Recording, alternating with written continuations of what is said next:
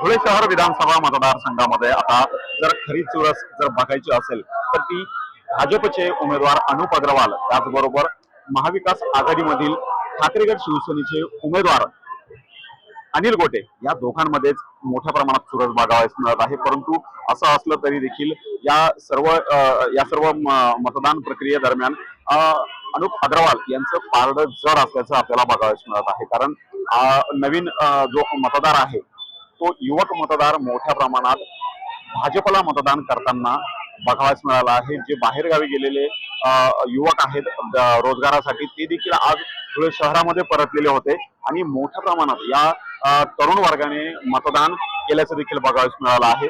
परंतु आता या सर्व प्रक्रियेदरम्यान जो 23 तारखेला निकाल लागणार आहे त्या दरम्यान हे सर्व चित्र स्पष्ट होणार आहे। परंतु एकंदरीत जर गणित बघितलं तर महाविकास आघाडी आणि महायुती या दोघांमध्येच ही सर्व चुरस बघावयास मिळाली आहे आणि या दरम्यान अनुप अग्रवाल जे महायुतीचे भाजपचे उमेदवार आहेत त्यांचं पारडं काहीसं जड असल्याचं आपल्याला बघावयास मिळत आहे।